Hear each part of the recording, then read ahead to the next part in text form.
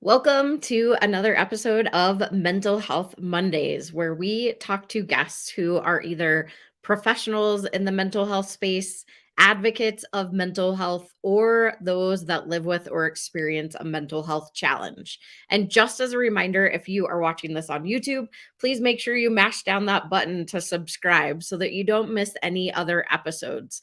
Or maybe you're on Facebook or LinkedIn. Most likely you already follow us, but if you don't, make sure you follow that page so that you can alert whenever we do Mental Health Mondays. But I am really excited to bring on my guest for today, Noelle. So let me bring her on without further ado.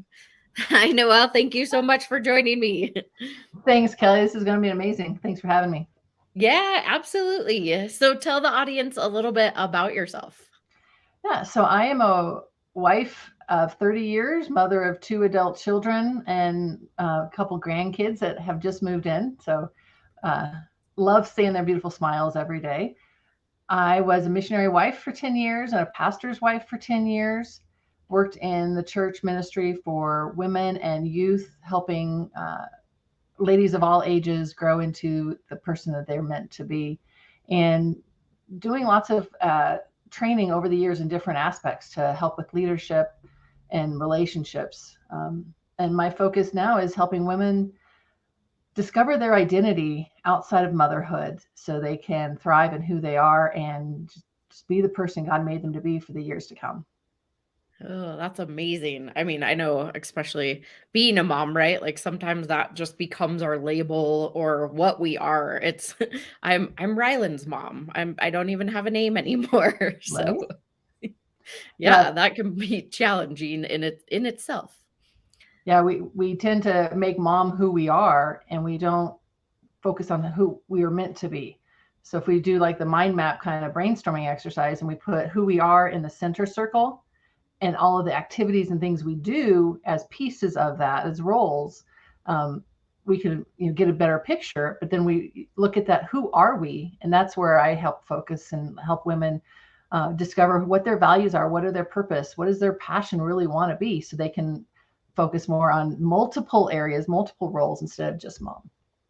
Yeah, that's such an important, and I know, I mean, I've been following your work for quite some time, and I know the first time when we met, I was like, "Oh my gosh, this is just amazing what both you and your husband do to help entrepreneurs and women and anyone that really wants to understand how they can be the person that they are meant to be potentially."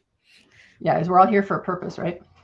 Yeah, absolutely. I know that I mean, starting my nonprofit, right? It was like this passion driven thing, but I had no idea, or I felt like I had no idea what I was doing. And up until really quitting my corporate job and jumping into my nonprofit full time, I've done a lot of exploration this whole last year of like, where do I fit? What aligns with me? Who am I outside of being in the corporate office?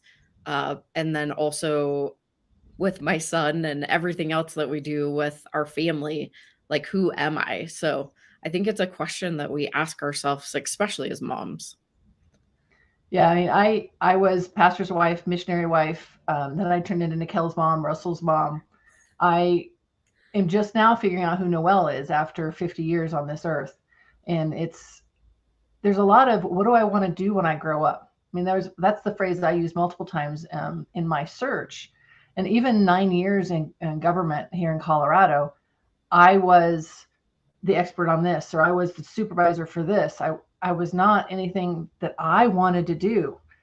When I grew up, I wanted to be a stewardess, which, being a missionary and being a missionary wife and pastor's wife, we got to travel. So it kind of fulfilled that desire to be on the airplane. But if I think further back, I remember getting a typewriter as a kid. And that reminds me of, I must have had desire to write. And because I remember sitting on the living room couch one Christmas just typing away. I loved it. It was the dream. Like, what little kid wants a typewriter for Christmas? Like, come on. But now that I actually sit down and do writing, I love it and I can't get enough. And that's what I need to focus on, who I am and what words I can put out to help others. Oh, that's awesome. We just binge watched Wednesday, the Addams Family spinoff, and she Mhm. had a typewriter, and my son was like, "What is that thing?" So it's interesting. I mean, to think back, I mean, of course, handwriting, then you go to typing, and then we have technology that comes out. But I think that's amazing that you're now exploring really like who you are, like what your identity is as Noelle versus all these other things. Right. And if you think about what brings you passion, what brings you joy, it's all there's always joy in what we do because we're not going to do something we hate very long. But when like that last week I got off a podcast and there's just the energy that I felt was unexplainable to anything. I couldn't even explain it to Robert. It was just mind blowing, I guess. It was just when that passion, when you're doing what you enjoy and what really pushes your buttons, it's unexplainable.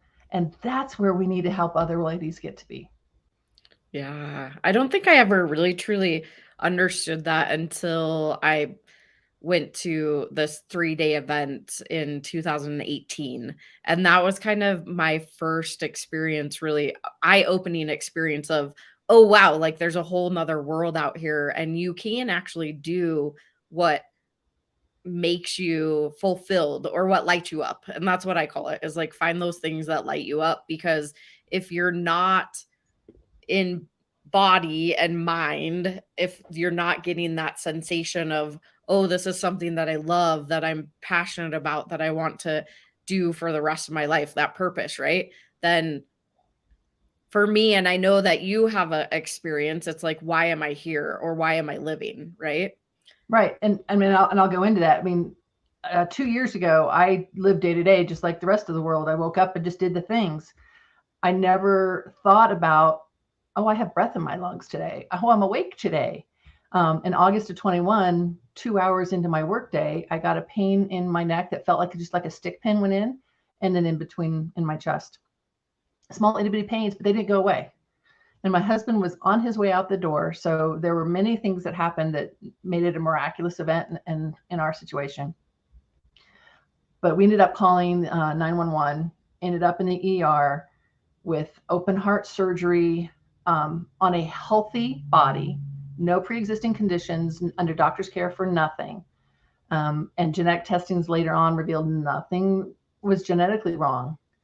I spent 13 days in the hospital, half of it in ICU, and 6 months of recovery total.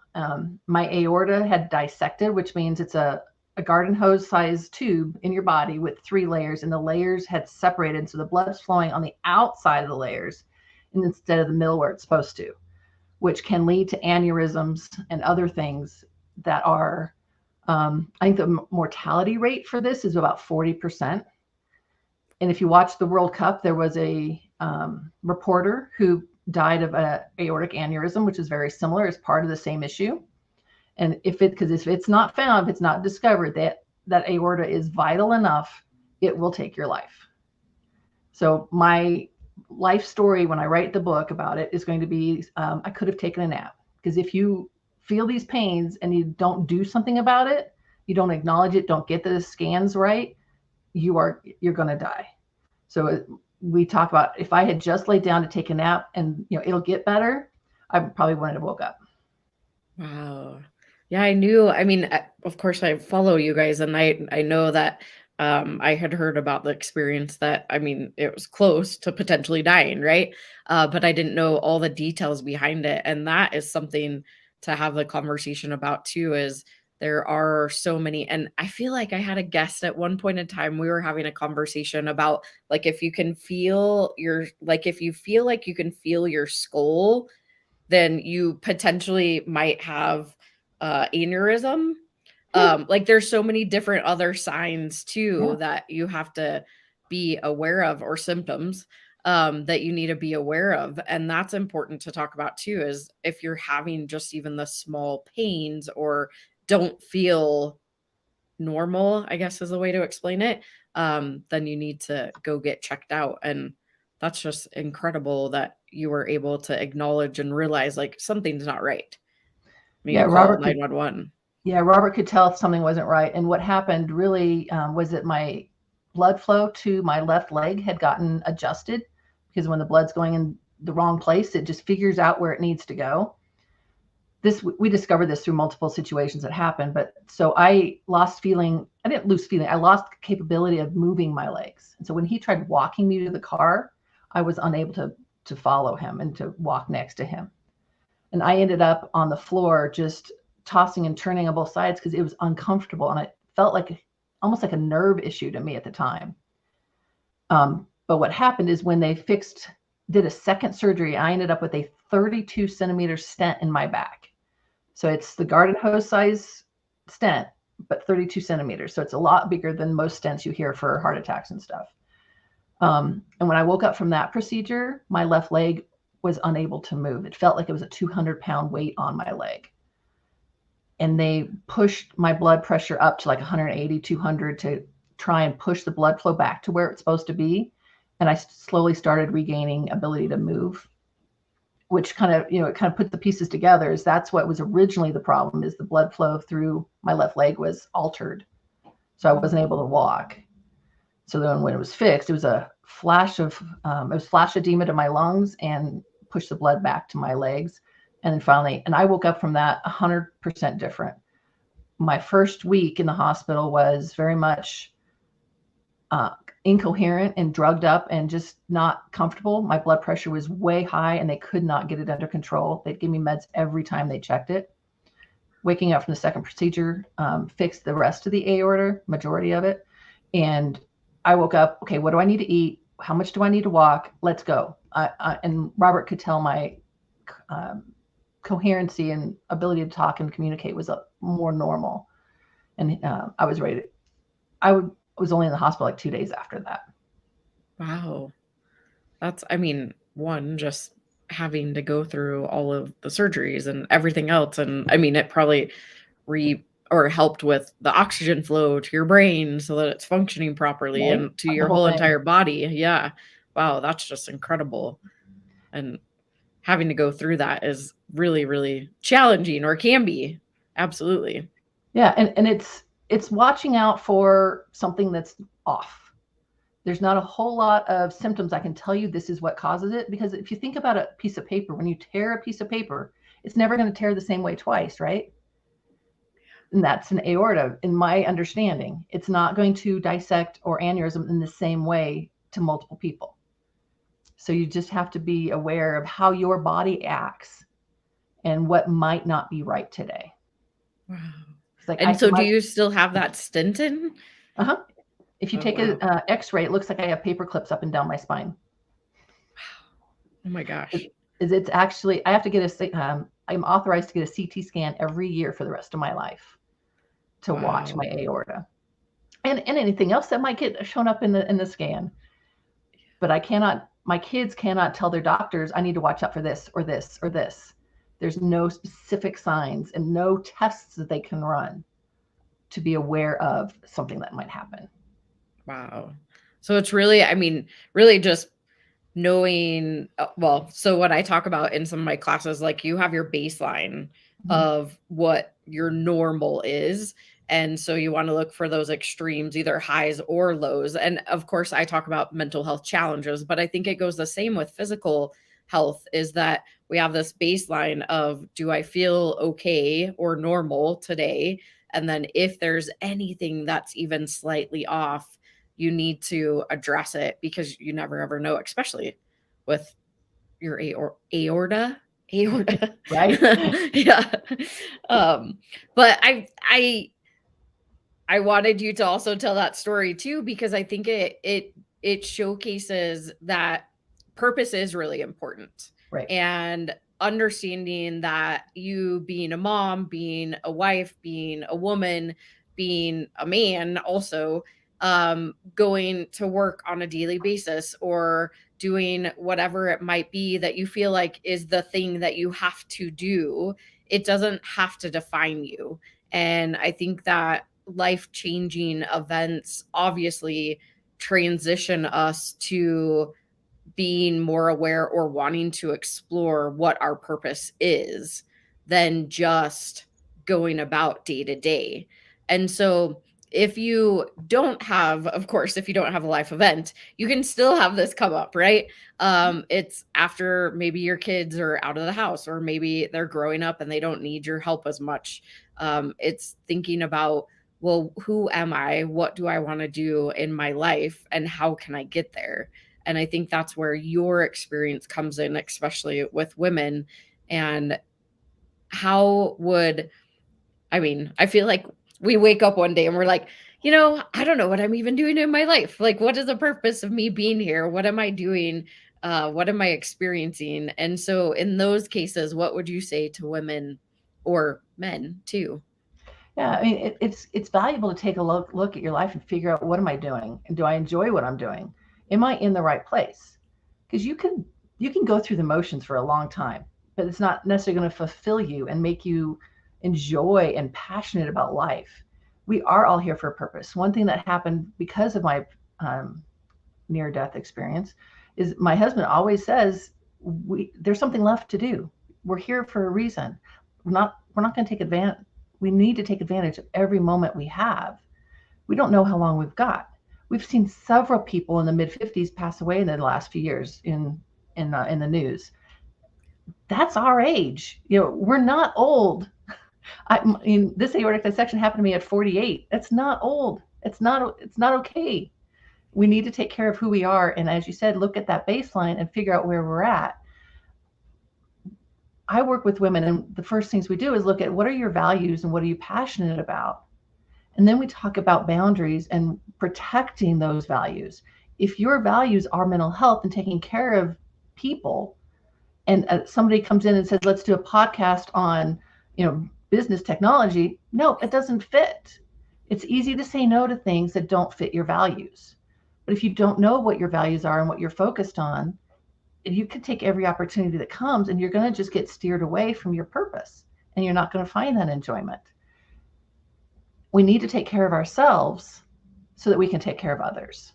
And we need to know who we are so that we can fill our tanks with joy and love and peace and passion and purpose. Then we can help those around us. We can't go to, the food market and be, the food bank, and be giving out food and expect to feel joy out of it to the extent that we need to. It's going to be valuable, of course. But if we're not taking care of us, we're not going to get as much value out of what we do in life. And I love two things that you said, that made me think of things. Boundaries, like those are really, really big. And it's something that I didn't understand until I actually got a business coach 2 years ago. And because I'm like, well, I'm going to throw whatever I can at the wall and see if it sticks. And I went on every single podcast I possibly could imagine, because it just seemed like that was the right thing to do. Interestingly enough, they did all align into mental health or wellness, or even the ones that were reaching out, which was good. But it gave me experience. Right. And it also gave me the ability to identify which ones do actually align with me or don't align.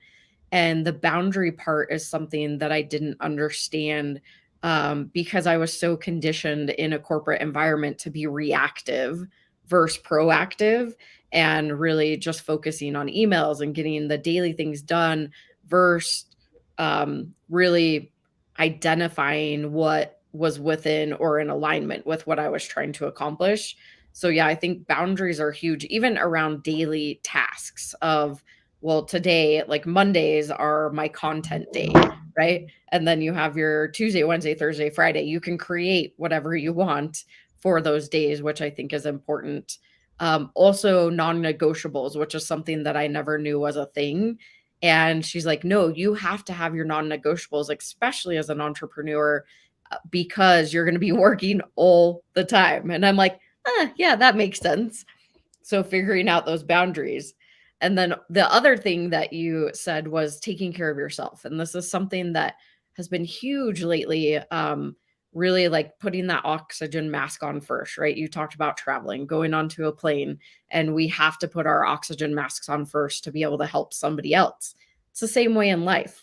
We have to be able to help ourselves so that we can successfully help other people. And I think that's something we don't talk about often enough. And like you said, even just the first week of January 2023, we had multiple people in their 50s passing away.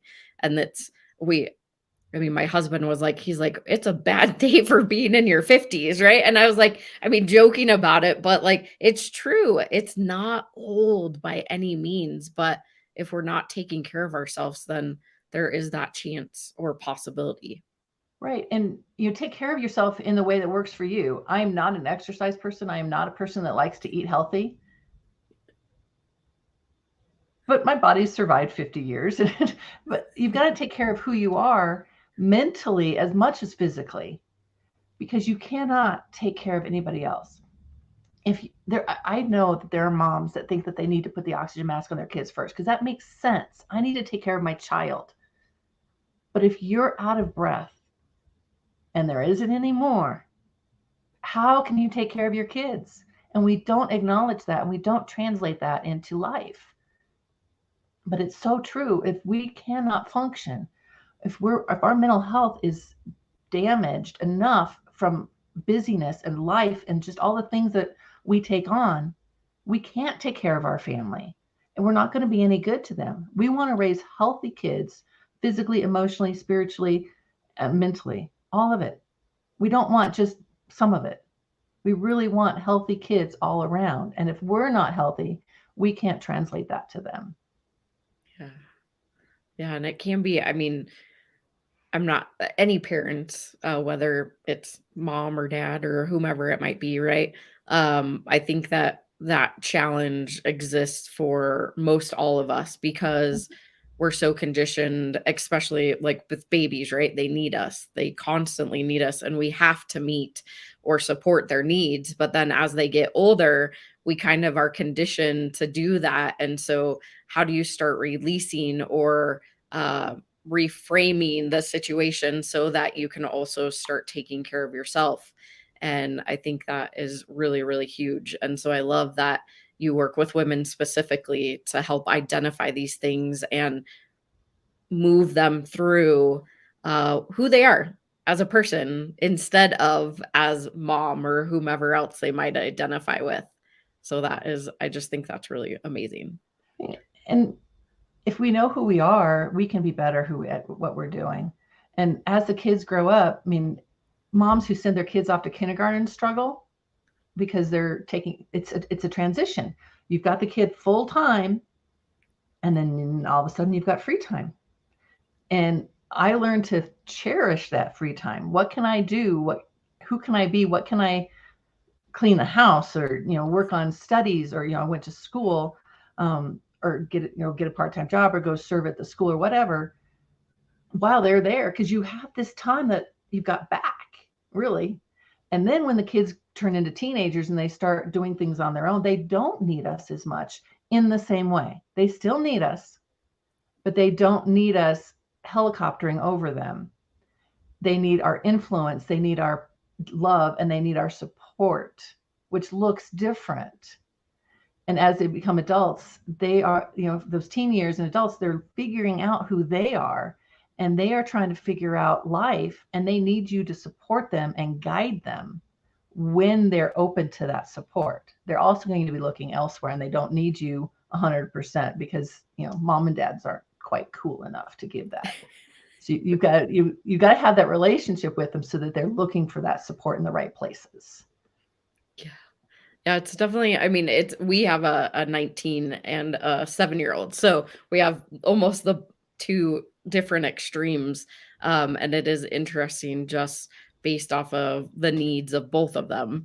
But I also there's a new show called like The Parent Test. I don't know if you've Mhm. seen it or not, Seen the but commercial. yeah, we started watching it and it was really interesting because they take all these different styles of parenting and then basically put them through challenges and all these things. Mm. And so it was really interesting just to see the different styles of parenting and how it can play a factor in how your children grow. But then also how the parents are reacting to each other and they're all learning. Like I think that's the best part of being a human is that we can take our experiences and then we can learn from them and adjust. And if it doesn't make sense or it's not working, then we can shift and we can change and we can make it more in alignment with what we are trying to accomplish. So all of those are really great things. But if a woman is like, or a mom or whomever it is, and they want to work with you, what do you like? What does it look like working with you? So, I mean, I can do one-on-one coaching and work individually and talk through these concepts and help them come up with these values and boundaries. And we work through limiting beliefs because we all have them, as well as relationships and who are you hanging out with and who's influencing your life. Because that's a big part of it too, is who are you reflecting and are they lifting you up and bringing you to the person that you're meant to be, or are they holding you back? And that could look in different ways, but sometimes it's toxic and sometimes it's just not helpful. But I also have a program I just released that is 6 weeks working through what are your values, what is your dream, looking through the limiting beliefs and the relationships in a group setting. And then I'll be working on making that a DIY as well, so you can do it on your own, just watching videos and working through projects. I also have a book that I released last spring that's 20 activities of working through these kinds of topics on your own. You can get it on Amazon or on my website if you want an autograph copy. And then there's just different ways of working through the same concepts of who are you, what are you meant to do, and how can we make that happen? My husband and I work both in very similar ways, just different with different audiences. But it's, what is your dream life?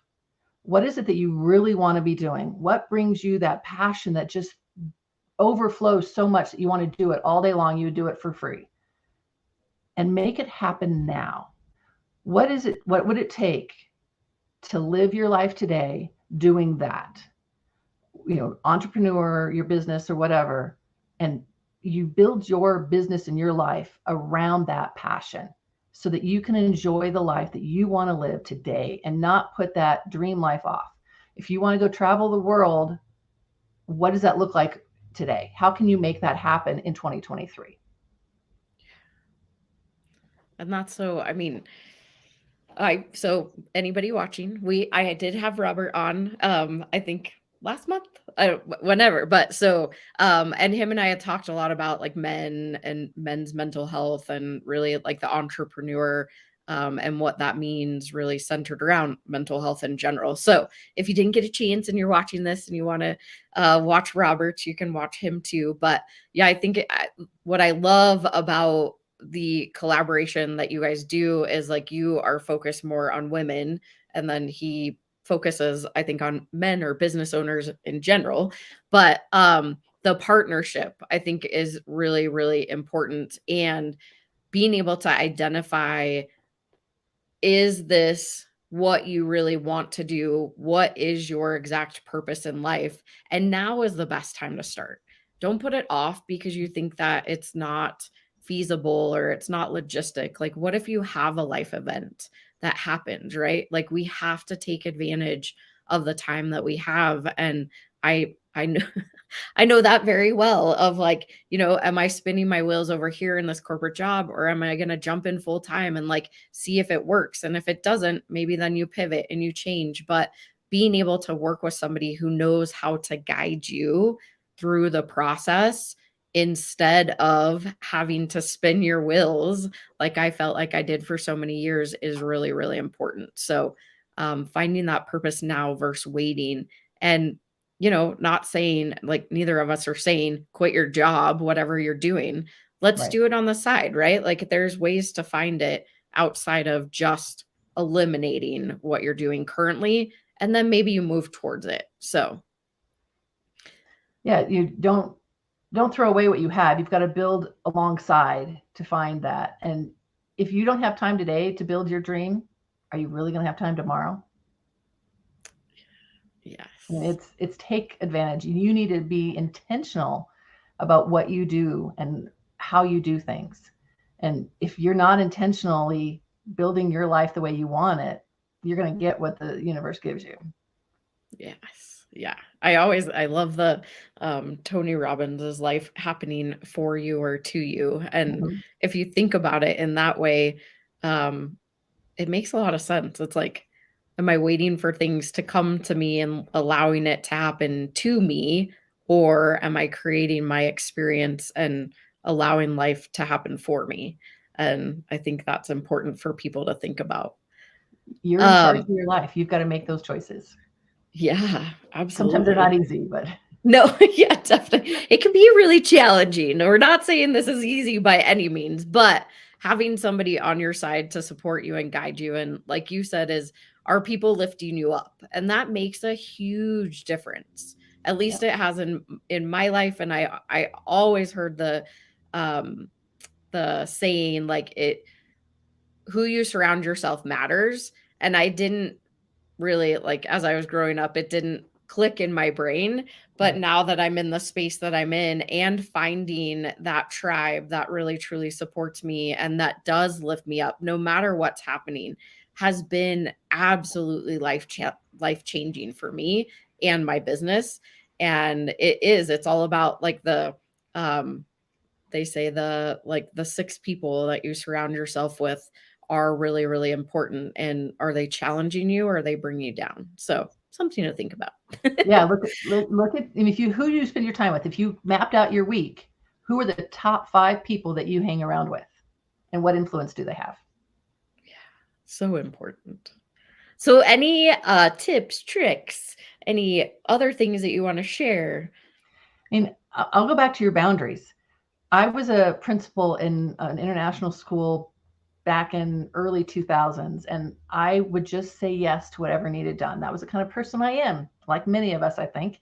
And I had a group of teachers working with me and trying to tell me I can say no. It's okay to say no.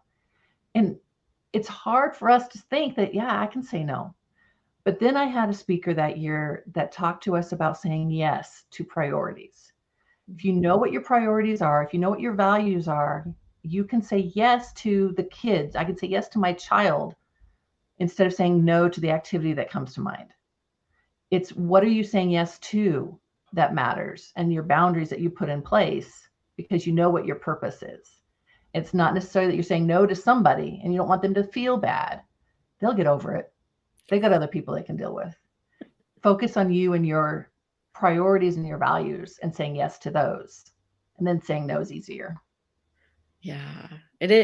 I know that this year or last year, I'm like, what year are we in anymore?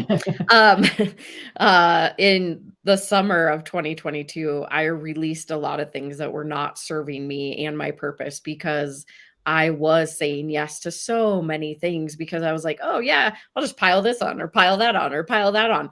And I wasn't doing any of them effectively. And I really got to the point that I was like, I have to release something or something's going to break. Like that's how I felt. And being able to release those things that didn't serve me or my business or my purpose was amazing. And it has been amazing. And it's created these spaces that have allowed other things to come that do align. And so I love that you said that is being able to know your purpose. You can say yes to the right things that align with you, your business, what you're trying to accomplish in life, and saying no to the things that don't. And it's okay. It's okay to say no. So Yep. love that. Well, if somebody wants to work with you, how can they find you? So I'm on socials at into R2 Peterson. I think I just changed one of them, but that should still find it. And my website is addvaluetolife.com/women.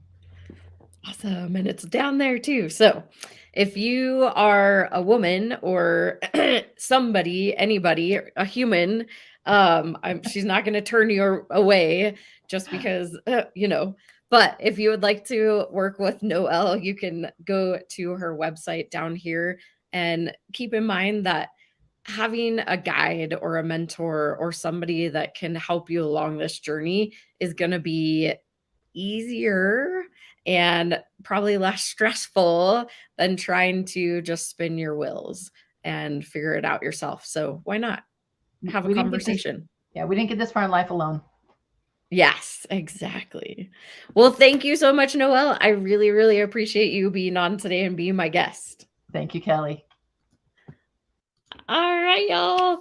That was another amazing episode of Mental Health Mondays, where we talk to guests who are either professionals in the mental health space, advocates of mental health, or those that live with or struggle with a mental health challenge. Again, as a reminder, if you are watching this on YouTube, make sure you mash down that subscribe button. Share this information with anybody that you feel like it would be a resource to them. That's the whole purpose of Mental Health Mondays podcast show, is to bring resources and information to you and share experiences of others that have been through it before, because you never know when this information will be valuable. And I love that all my guests just kind of start toppling all over each other. So if you haven't gone back and checked out, this is our 56th episode. So make sure you go back and either watch it on LinkedIn, YouTube, or Facebook, or now. And again, we stream to 7 other platforms: Spotify,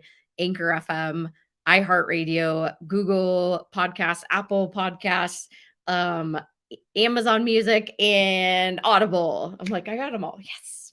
So make sure you go back and listen, or you can just go to bccevolution.org, and they are all on our website too.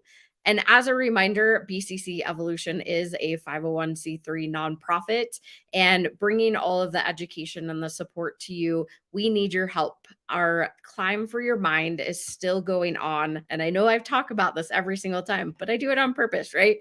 You can go and donate. The easiest way is Climb for Your Mind to 44321. Text it.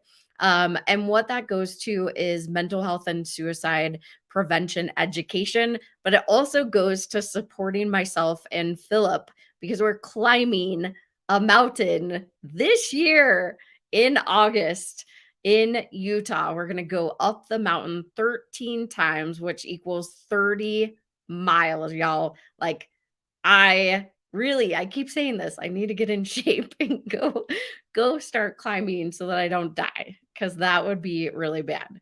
Of course it would be really bad. But what you get for your donation, if it's $100 or more, you actually get the opportunity to put a name on the front of our t-shirt if you've lost somebody to suicide, a mental health challenge, substance abuse, or you just want to showcase somebody's name that is a warrior. You can put their name on the front of our shirts for $100 or more. Or if you're a business and you donate $1,000 or more, you get the opportunity to put your logo on the back of our t-shirt. And we're going to stream this live so that you can see us climbing, probably not the whole entire time, but a good chunk of it. And if you share their story, we will tell their story as we go along on our journey. And I just want to say thank you so much to all of you that have already donated. Without your help, we couldn't fund any of our programs. So just keep that in mind. And if you want to donate, just text climb the number 4 mind to 44321. We appreciate all of you, and come back next week for another episode of Mental Health Mondays. Bye, y'all.